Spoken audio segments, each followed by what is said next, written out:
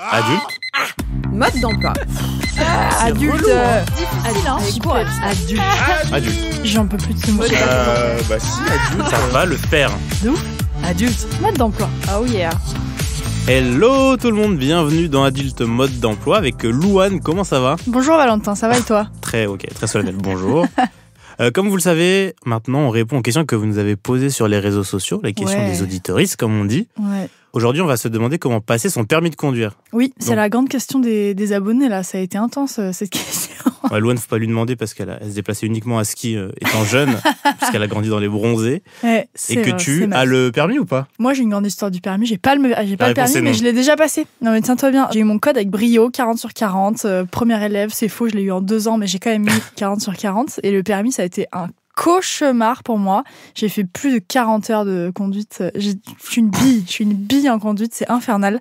Depuis, j'ai acheté un one wheel et je me déplace en skate électrique. Ce qui est bien plus dangereux. Ce qui est bien plus dangereux. Ouais, non, moi j'ai passé le permis, j'ai failli écraser un vélo, j'ai pas freiné au rond-point. Enfin, vraiment, rien n'allait. J'ai eu 3 fautes éliminatoires. C'est beaucoup, hein. Je crois que c'est plus que la moyenne. Bon, ouais, une grosse bille en permis. Donc, je l'ai passé une fois, je l'ai brillamment raté et après, j'ai déménagé à Paris. Et je n'ai plus jamais mis les pieds dans un truc d'auto-école où j'ai plus jamais parlé du permis, quoi. Ça a été un grand échec de ma vie. T'as le permis, toi, Valentin ? Ouais, j'ai eu le permis à 18 ans. C'est pas une compétition, mais voilà. Déjà, pour le taf, c'était obligatoire. Et là où j'ai grandi, c'était mieux d'avoir le permis. Rapport au transport qui n'était pas très très présent. Mais tu sais conduire là du coup, enfin genre tu freines au rond-point et tout. Ouais, en général au rond-point je freine un petit peu. D'accord. J'ai également le permis moto depuis peu. Mais si vous avez une belle occasion à vendre, n'hésitez pas à envoyer un message. Ça c'est autre chose. Trop bien. Bon c'est plus pour moi cet épisode. Alors aujourd'hui on reçoit Edouard qui va nous aiguiller sur toutes ces questions. Bonjour Edouard. Bonjour. Bonjour à tous. Qui es-tu ? Alors, je suis Édouard Rudolph et cofondateur donc d'Envoiture Simone, qui est une des auto-écoles en ligne les plus connues en France. Trop bien. Voilà. Ça va me servir tout ça, merci. Alors déjà pour Louane, c'est quoi le code ? C'est quoi le code ? Comment on passe le code ? Qu'est-ce qu'il faut savoir ? En moins de 2 ans, si possible. Le code, ça rassemble globalement toutes les lois et les comportements qu'il faut connaître, comportements qu'il faut adopter sur la voie publique, pour que globalement ça se passe bien pour vous. Donc ne tuez personne. Et pour les autres, exactement. Alors comment on passe ça ? On reviendra éventuellement sur l'apprentissage, mais en tout cas l'examen aujourd'hui c'est extrêmement fluide. Avant 2016, il fallait envoyer une demande à la préfecture, vous attendiez 3-4 mois avant de pouvoir passer l'examen en préfecture. Ouais. C'était une vraie tannée. Ça, c'est plus le cas en fait depuis 2016 parce que cet examen a été externalisé auprès d'organismes privés, donc tels que SGS, La Poste, DECRA, La Poste, je me rappelle. Voilà les points codes, etc. Et ça, donc vous payez 30 €. Vous pouvez passer l'examen dans 2 heures, par exemple. Si vous échouez, c'est pas grave. Vous repayez, alors certes 30 €, mais vous pouvez le repasser le lendemain.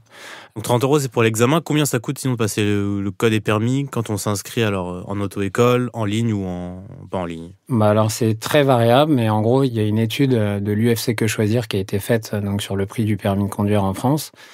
Pour l'obtenir, en moyenne, c'est 1 800 €. Donc c'est énorme. C'est gigantesque. Ouais. Ça correspond à peu près à 30 heures de formation. Imagine, moi j'en ai eu 10 de plus. C'est dans la moyenne haute. Le référentiel que tout le monde connaît, c'est le bac 20 heures. Parce qu'on pourra y revenir, mais c'est le minimum en fait obligatoire pour vous présenter à l'examen. Donc ça, l'UFC Que Choisir dit, en France, c'est 1 300 €.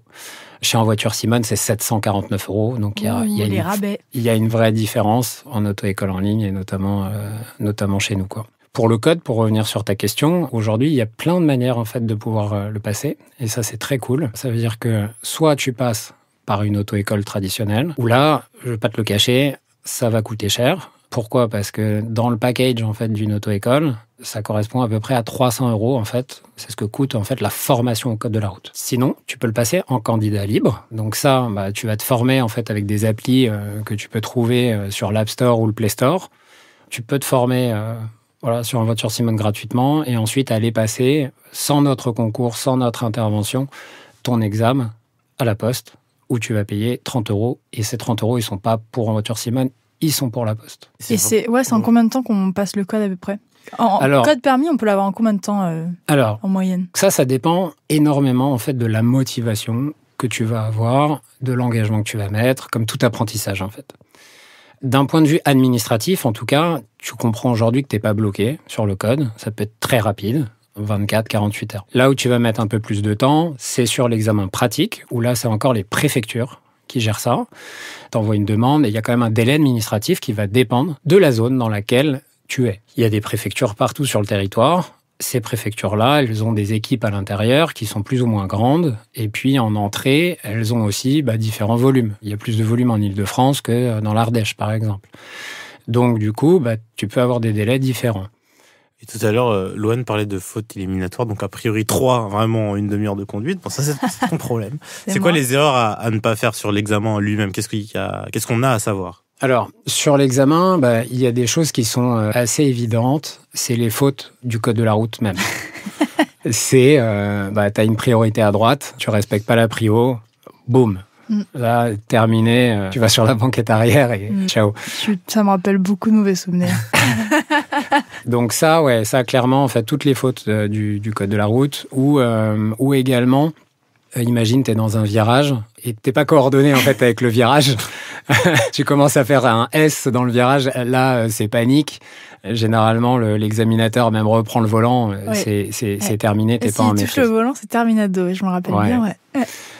Le créneau, il peut être conciliant, tu vois. Il sait que c'est un sujet pour beaucoup de Français, donc tu vas pouvoir t'y reprendre peut-être à 2 fois, mais pas 3. Faut maîtriser quand même un peu. Et évidemment, si t'as un choc, si tu rentres dans un portail ou une voiture, ça.